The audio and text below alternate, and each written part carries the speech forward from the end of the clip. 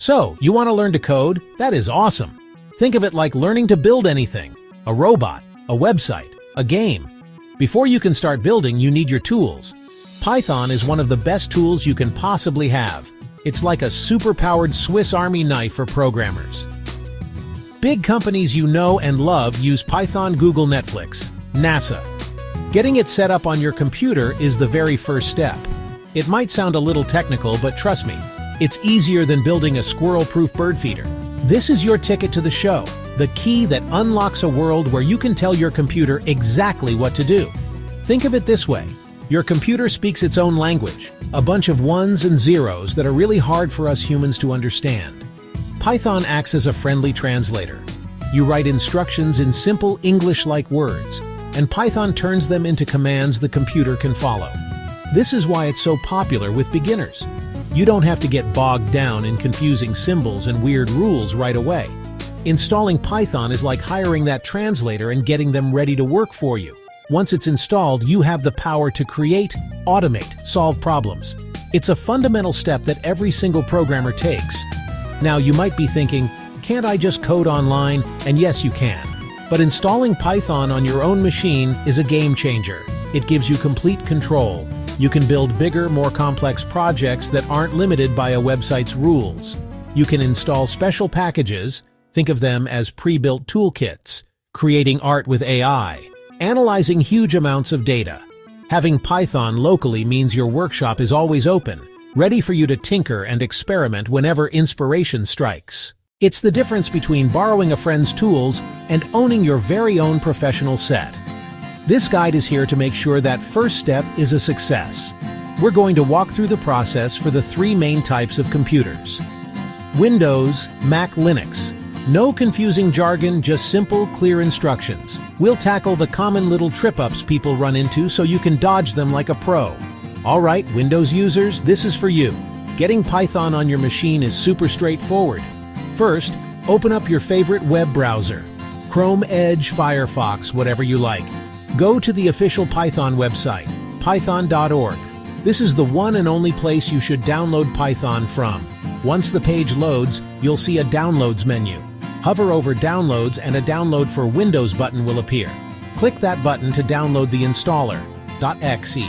Find the downloaded .exe in your Downloads folder and double-click it. A new installer window will pop up.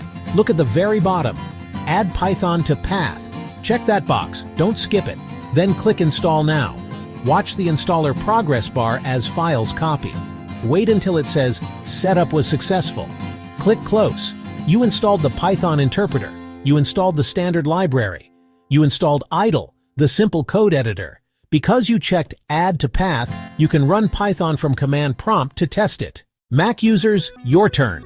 The great news is that macOS often comes with an older version of Python already installed. But we want the latest and greatest version, so we're going to install it ourselves. The process is almost identical to the Windows one. First, open Safari or your preferred web browser and head straight to the official source, python.org. Look for the Downloads menu. The website will detect you're on a Mac. It will show a button like Download Python 3, 12.5 for macOS. Click that button to download the installer file. The downloaded file will be a PKG package. Find it in your Downloads folder.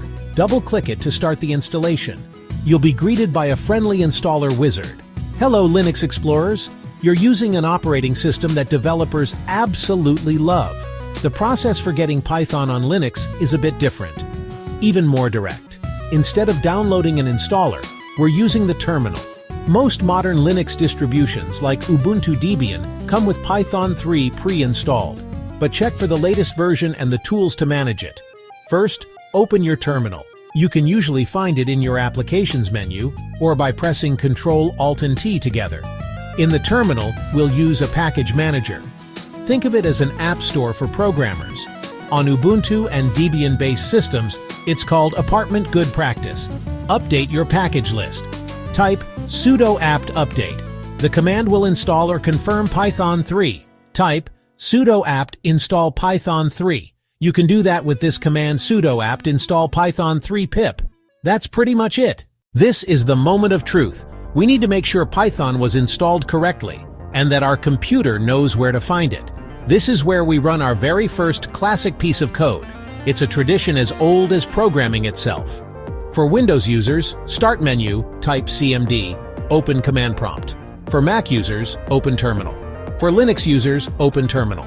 The black window with a blinking cursor is your direct line to the OS. It's less scary than it looks, promise. Now at the prompt, type Python version. Note, that's 2 dashes. Press Enter. On some Mac Linux systems, type Python 3 version. If everything worked, your computer should talk back to you.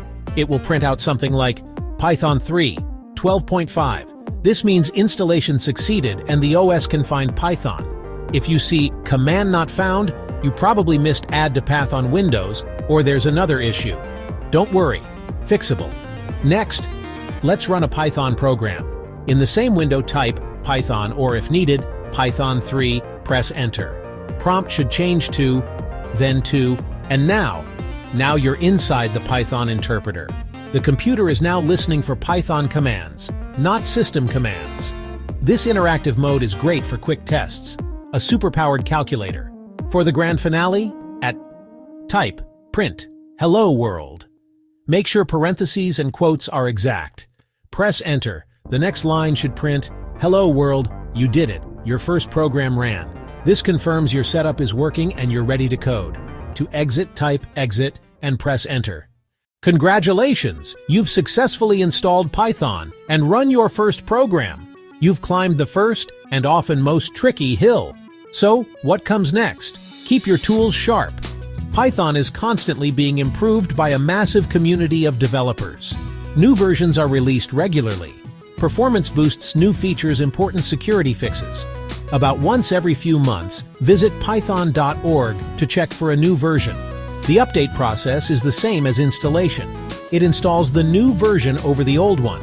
Now that your workshop is set up, start building things. Learn by programming. Start with small, fun projects. Make a simple calculator that asks for 2 numbers and adds them. Write a program that tells a random joke from a list you create. The print function you used for Hello World is your best friend. Use it to see what your program is doing and to understand how variables change. Experiment and break things. Errors are clues, not failures. Explore Python's huge ecosystem of packages. Remember pip? It's your gateway to hundreds of thousands of free open-source libraries that let you do almost anything. Pillow Pygame NumPy Pandas TensorFlow. Learn to use pip to install these packages. The most valuable resource is the community. You are not alone. Millions of Python programmers, beginners to experts. Stack Overflow, Reddit, R, Learn Python Discord servers full of people happy to help. Learning to ask good questions is a skill.